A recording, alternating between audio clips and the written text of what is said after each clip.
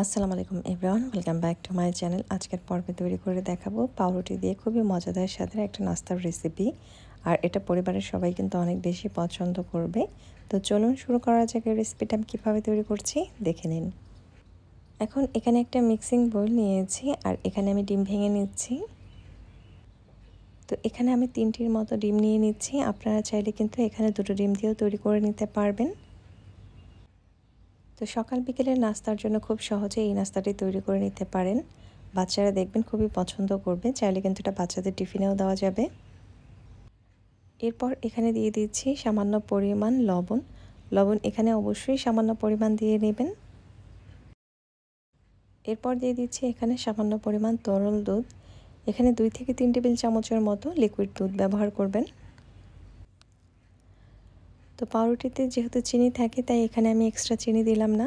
যদি টেস্ট বাড়াতে চান তাহলে কিন্তু এখানে এক্সট্রা 2 টেবিল চামচের মতো চিনি অ্যাড করতে পারেন। এখন এটাকে খুব ভালো করে বিট করে নিব। ডিম আর দুধটাকে খুব ভালো করে বিট করে নিতে হবে। তো এভাবে খুব ভালো করে চামচের সাহায্যে বিট করে নিচ্ছি। আপনারা চাইলে কিন্তু এখানে হ্যান্ড উইক্স দিয়েও বিট করে নিতে পারেন যাতে ডিমের লাম্পস না থাকে। তো এটাকে আমি খুব ভালো করে বিট করে নিয়েছি। এখন এটাকে একটা সাইডে রেখে দিচ্ছি। এরপর আমি এখানে পাউরুটির স্লাইস নিয়েছি। তো পাউরুটির স্লাইসটাকে আমি এভাবে কেটে নিব। তো 2টো পাউরুটির স্লাইস একসাথে এভাবে কেটে নিচ্ছি। তো সাইডের অংশ কেটে বাদ দিয়ে দিয়েছি, মাঝ বরাবর এভাবে কেটে নিয়েছি। তো এইভাবে আমি সবগুলোই কেটে নিয়েছি, একটু খেয়াল করলেই বুঝতে পারবেন। এখন এটাকে একটা সাইডে রেখে দিচ্ছি। আর এ পর্যায়ে চুলায় আমি একটা ফ্রাই প্যান বসিয়েছি আর এখানে সামান্য পরিমাণ সয়াবিন তেল দিয়ে নিয়েছি।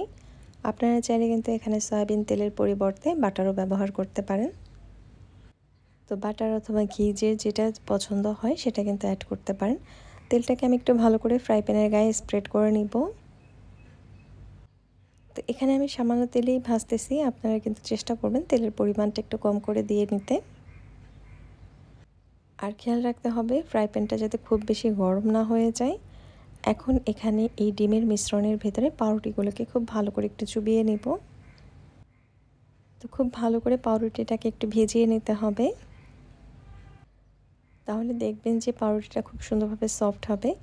তো এভাবে খুব ভালো করে ভিজিয়ে তারপরে কিন্তু তেলে ছাড়বেন। তো আমি সবগুলোই এভাবে এক এক করে তেলে ছাড়ছি।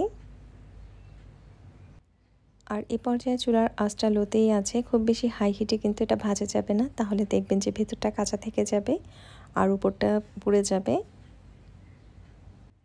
যেহেতু আমি একটা খোলামেলা ফ্রাই প্যান নিয়েছি তাই একসাথে অনেকগুলোই ভেজে নেওয়া যাবে। আপনারা চেষ্টা করবেন একটু খোলামেলা দেখে ফ্রাই প্যান নিয়ে নিতে, তাহলে একসাথে অনেকটা ভেজে নিতে পারবেন। আর ভেজে নেওয়ার সময় কিন্তু অবশ্যই অনবরত একটু নাড়াচাড়ার উপরে রাখবেন, তা না হলে এগুলো পুড়ে যাবে। তো 2 সাইডে আমি খুব ভালো করে উল্টে পাল্টে ভেজে নেব। তো খুব সুন্দর একটা কালার আসে যাতে, সেভাবে কিন্তু আপনারা এটা ভেজে নেবেন। তো ভালো করে এটাকে আমি উল্টে পাল্টে ভেজে নিচ্ছি। তো এটা খেতে এতটা মজার, অবশ্যই বাড়িতে একবার হলেও ট্রাই করে দেখবেন। বাচ্চারা দেখবেন খুবই পছন্দ করবে। তো সকাল বিকেলের নাস্তার জন্য কিন্তু এটা বানিয়ে সার্ভ করতে পারেন। তো দেখুন এটা ভাজা হয়ে গেছে, এখন এটাকে তুলে নিব। তো একটা প্লেটে এগুলো তুলে নিচ্ছি এক এক করে। তো ডিমের ভিতরে একটু ভালো করে চুবিয়ে নিলে দেখবেন যে এগুলো অনেক বেশি সফট হয়। বাচ্চারা খেয়ে কিন্তু অনেক বেশি পছন্দ করবে। তো ছোট থেকে বড় সবাই অনেক বেশি পছন্দ করে এই নাস্তাটা। তো মাত্র 5 মিনিটের ভিতরে দেখবেন যে এটা তৈরি করা হয়ে যাবে। তো কোনো রকমের রুটি বেলাবেলির ঝামেলা ছাড়াই যেন সকালে ব্রেকফাস্ট তৈরি করা যায় খুব সহজেই, এর জন্য এই সহজ পদ্ধতিটা শেয়ার করলাম। তো চাইলে নাস্তাটাকে আপনারা এভাবেও সার্ভ করে নিতে পারেন। আর এই নাস্তাটাকে আরেকটু বেশি টেস্ট বাড়ানোর জন্য চিনির পাউডারের সাথে সামান্য পরিমাণ গুঁড়ো দুধ মিশিয়ে কিন্তু এভাবে কোট করে এটাকে সার্ভ করতে পারেন। দেখবেন যে খুবই পছন্দ করবে বাচ্চারা এটা। আর দেখতেও অনেক বেশি লোভনীয় লাগে। তো খুবই মজার এই নাস্তাটা অবশ্যই বাড়িতে একবার হলেও ট্রাই করে দেখবেন। পরিবারের সবাই যেমন পছন্দ করবে। আর এটা কোনো রকমের ঝামেলা ছাড়াই তৈরি করে নিতে পারবেন সকাল বিকেলের নাস্তার জন্য। তো আমার আজকের রেসিপি এই পর্যন্তই। ভালো লাগলে অবশ্যই একটা লাইক দিবেন, কমেন্ট করে জানাবেন কেমন হয়েছে। আর অবশ্যই আমার চ্যানেলটিকে সাবস্ক্রাইব করবেন। পাশে থাকা বেল আইকনটি ক্লিক করে দিবেন যাতে পরবর্তী ভিডিওর নোটিফিকেশন আপনার কাছে পৌঁছে যায়। আল্লাহ হাফেজ।